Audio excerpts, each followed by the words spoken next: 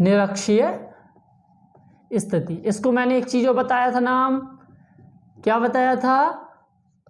अनुप्रस्थ स्थिति। ठीक है, ये भाई निरक्षीय स्थिति का मतलब क्या होता है? अक्षीय स्थिति का मतलब था कि आप अक्ष पे ही थोड़े से आगे बढ़ गए हो, वहां पे कोई बिंदु है जिस पर आप क्या निकाल रहे थे? विद्युत क्षेत्र की तीव्रता। और अब वही चीज अपन कहाँ देख रहे हैं? निरक्ष पर। निरक्ष पर यानी अक्ष पर नहीं हो, अक्ष के अन्यत्र कहीं पर हो। लेकिन कहां पर हो वो डायग्राम से समझेंगी। आप मान लो कि यहां पर कोई हमारा आवेश रखा है, एक माइनस क्यू आवेश, और यहां पर रखा है एक कोई प्लस क्यू आवेश। ये पॉइंट ए पर है और ये पॉइंट बी पर है। ठीक है, तो ये मिलके क्या बना देते हैं? एक वैद्युत द्विध्रुव। ठीक है, इस वैद्युत द्विध्रुव का एक केंद्र भी होता है जो मैंने कल बताया था, इसे क्या बोलते हैं? ओ। अच्छा, इन दोनों पॉइंट्स की जो बीच की वैल्यू होती है, बीच की जो लेंथ होती है वो कितनी होती है? 12 होती है। ओके, अच्छा, जब ये ए से बी के बीच की दूरी 12 है और ओ इसका क्या है? सेंट्रल पॉइंट है, तो निश्चित ही ओ से ए की दूरी और ओ से बी की दूरी आपस में बराबर होगी। चूंकि ये डिस्टेंस 12 है तो क्यों ना इसको हम दो भागों में बांट दें। ये वाली डिस्टेंस हो गई L और ये वाली डिस्टेंस भी हो गई L। ठीक, तो क्या देखा आपने कि यहाँ पर ए बी एक क्या है? हमारा वैद्युत द्विध्रुव है। ठीक है, ओ इसका केंद्र है। अब देखते हैं, जब हमने अक्षीय स्थिति पढ़ी थी बेटा, तो हमने इसी अक्ष को, द्विध्रुव के दोनों ध्रुवों को मिलाने वाली रेखा को क्या बोलते हैं? द्विध्रुव का अक्ष। तो हम इसी पे आगे गए थे, तो वो अक्षीय स्थिति थी। निरक्षीय स्थिति कहाँ होती है? तो निरक्षीय स्थिति होती है इस द्विध्रुव के लंबार्धक पर। कहाँ होती है? द्विध्रुव के लंबार्धक। लंबार्धक तो जानते ही होगी, 10th में भी सीखा अपन ने। ऐसे किसी रेखा का वह पॉइंट जिस पर एक हम क्या डाल दें? किसी सेंट्रल पॉइंट पे इस लाइन की हम अगर क्या डाल दें? एक लंब डाल दें, एक परपेंडिकुलर लाइन डाल दें इस वाली लाइन पर, तो इसे क्या बोलते हैं? लंबार्धक। ठीक है, तो ये जो बिंदु P है इस बार, ये कहाँ पे स्थित है? इस द्विध्रुव अक्ष के लंबार्धक पर। ठीक है, it will be perpendicular on AB।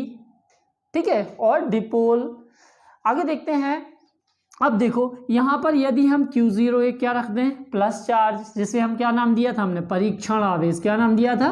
परीक्षण आवेश। कि भैया इस पर कितना बल लग रहा है? ए पर रखे प्लस क्यू आवेश के कारण और बी पर रखे माइनस क्यू आवेश के कारण। ठीक है, देखते हैं जी, बताओ ये कौन सा आवेश है? प्लस क्यू आवेश है ए पर। ये इस पर कौन सा बल लगाएगा?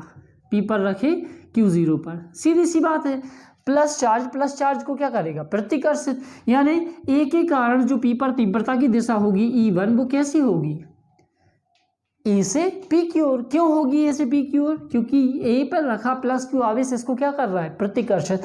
सेमली यहां अगर देखें तो यहां बी पर क्या रखा था? माइनस क्यू आवेश। निश्चित ही माइनस क्यू आवेश बिंदु पी पर रखे प्लस क्यू आवेश को क्या करेगा? अट्रैक्ट करेगा भाई, यहाँ की ओर खींचेगा, इसको खींचेगा। ठीक है, तो इसके कारण यानी बी पर रखे माइनस क्यू आवेश के कारण बिंदु पी पर जो क्या लगेगा? आकर्षण बल लगेगा। तो तीव्रता कहाँ की ओर होगी?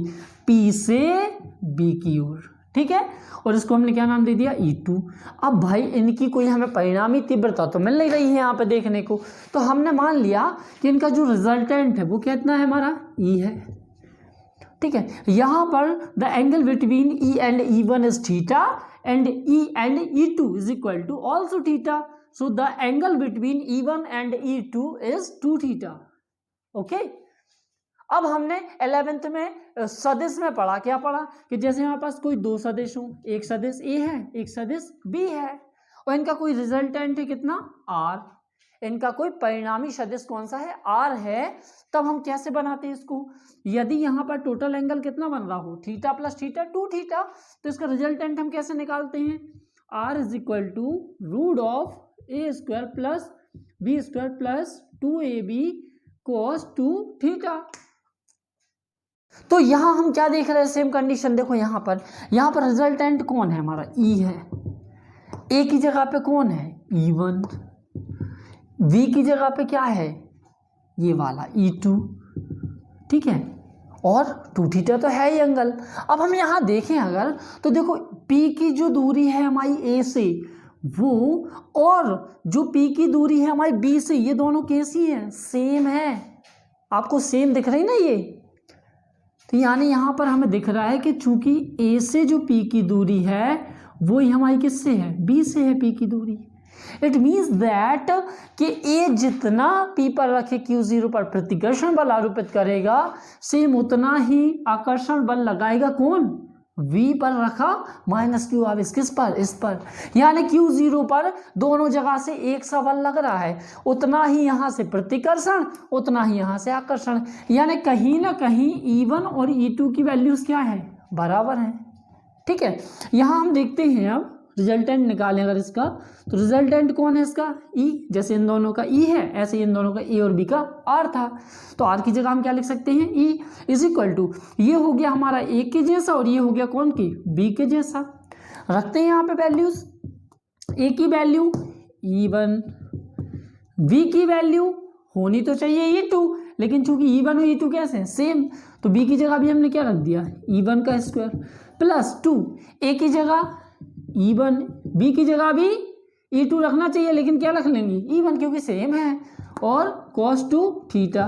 तो E इज इक्वल टू कितना आ रहा है आपका, E1 2E1 स्क्वायर हो जाएगा, प्लस 2 इंटू E1 कितना हो गया, E1 का स्क्वायर cos 2 थीटा।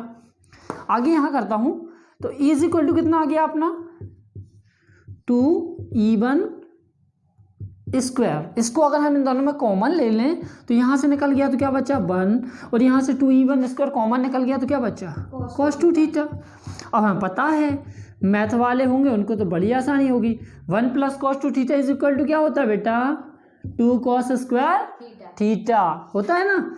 तो E बराबर क्या आ जाएगा हमारा, 2E1 का स्क्वायर, और इस की जगह क्या आ गया, 2 cos स्क्वायर थीटा। तो E इज इक्वल टू कितना आ गया हमारा, देखो 2 इंटू 2 का स्क्वायर, E1 का तो स्क्वायर है ही, cos स्क्वायर थीटा भी है, तीनों का स्क्वायर है, तो क्यों ना हम इन तीनों का ही होल स्क्वायर बना लें और वर्ग से वर्गमूल कैंसिल कर दें।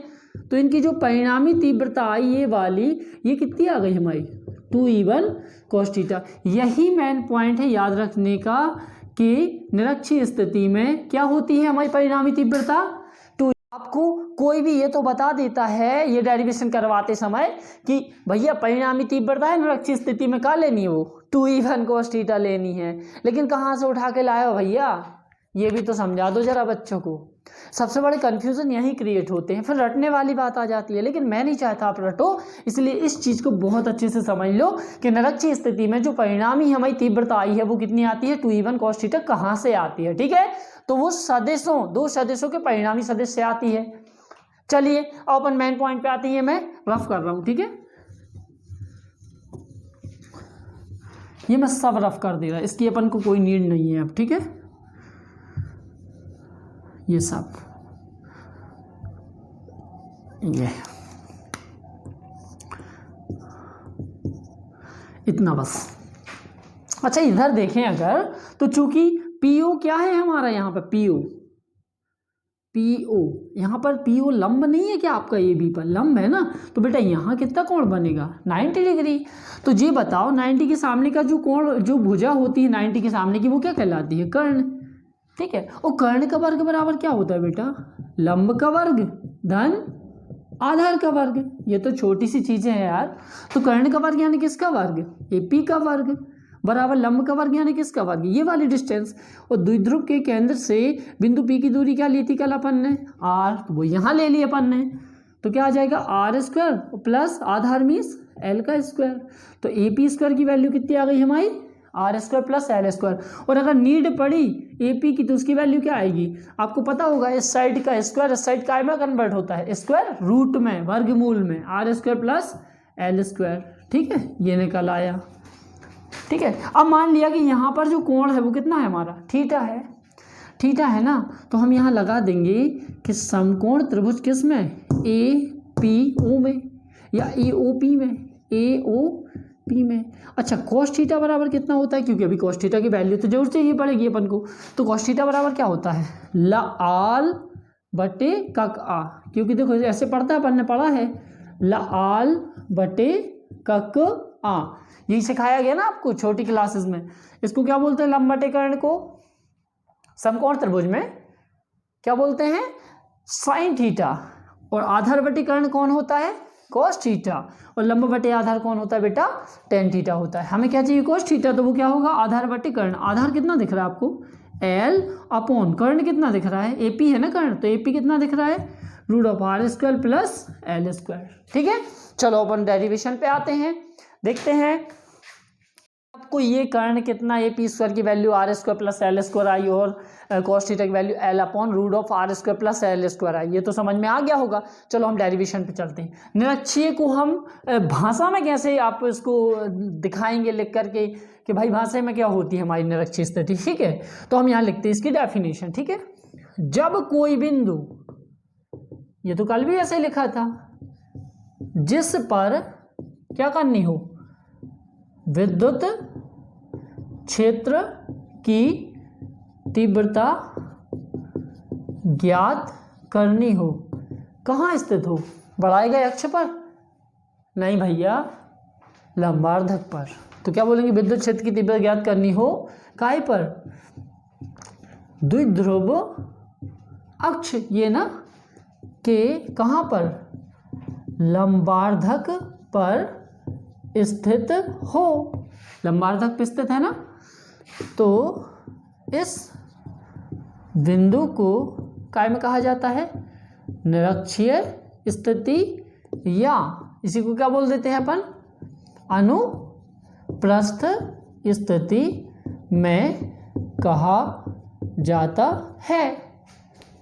ठीक है, राइटिंग में पुर्तगाली लिखता हूँ तो उस पर ज़्यादा ध्यान मत रखना, क्योंकि मैं आपको हिंदी पढ़ाने नहीं आया भाई, फिजिक्स पढ़ा रहा हूँ, तो उस पर फोकस करना है। ठीक है, लैंग्वेज पर, हमारी लैंग्वेज ध्यान से सुने आप, और सबसे मेन तो फिजिक्स में डायग्राम रट लो भैया।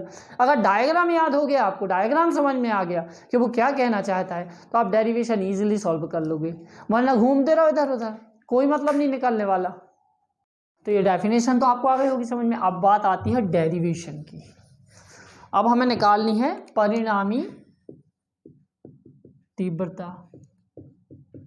भाई ये जो बाण चला रहा है ना जब से, इसका कुछ सेंस नहीं निकलना, इससे युद्ध नहीं जीतना, युद्ध जीतना है केवल इससे और इससे, कोई मतलब नहीं है आपकी इससे, ये सब बकवास की बातें हैं, कोई काम की नहीं है। ठीक है, सिर्फ समझने के लिए जरूरी थी जो मैंने अभी सब कुछ लिखा।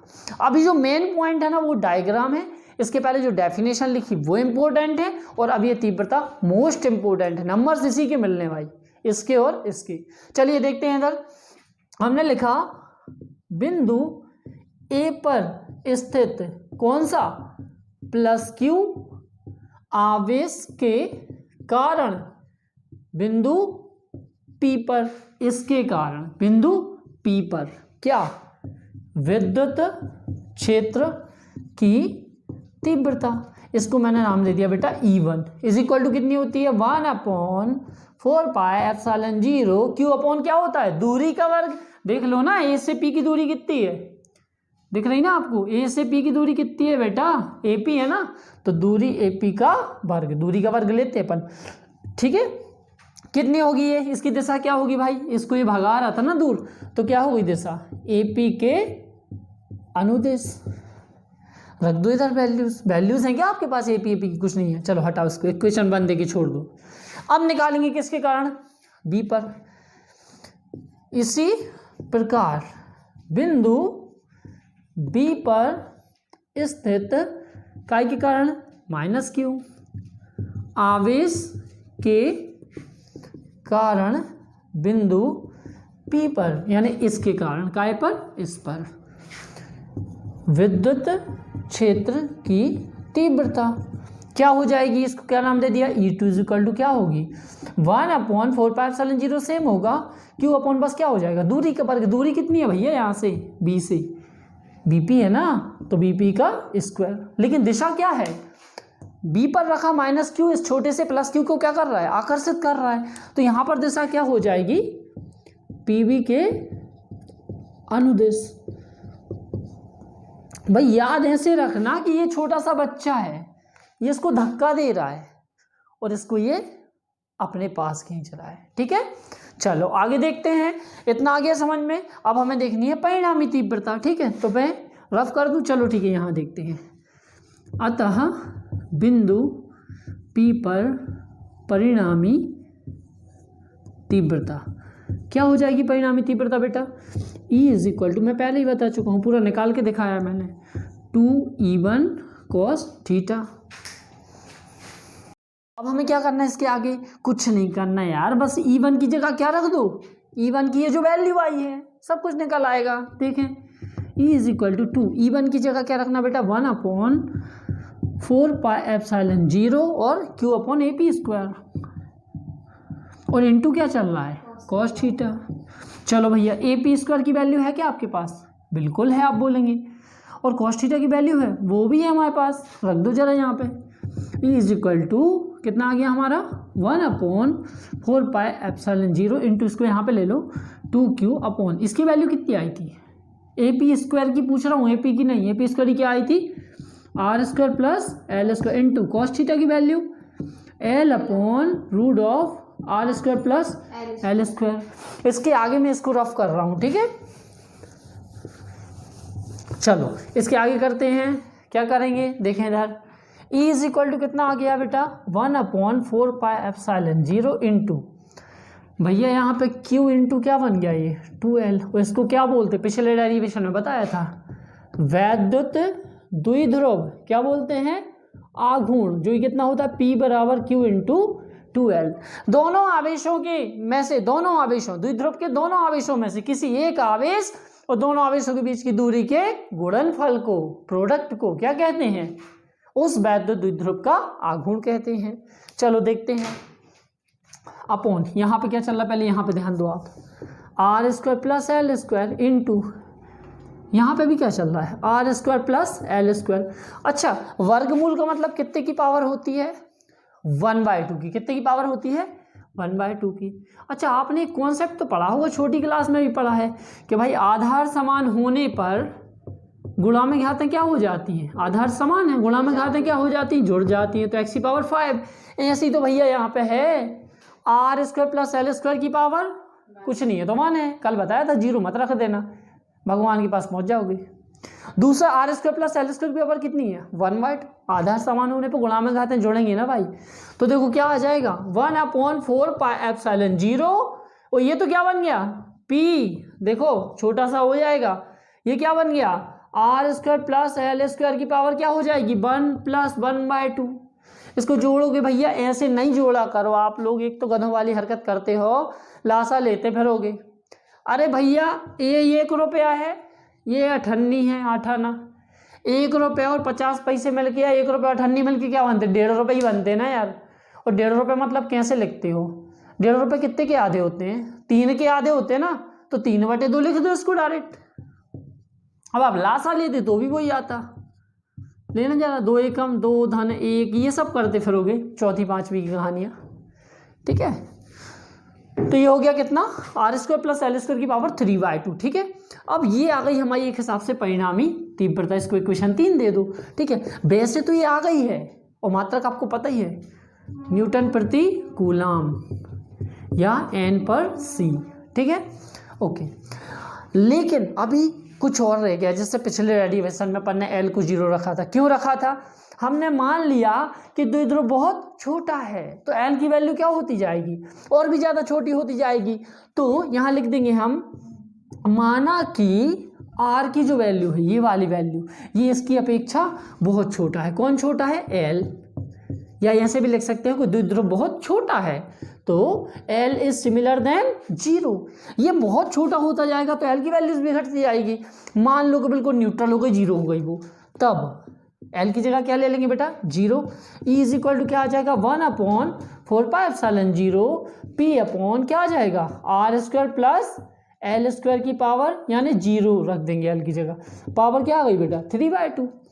करना है इसको सॉल्व, 1/4πε0 P/R², और पूरे की पावर क्या चल रही, 3/2।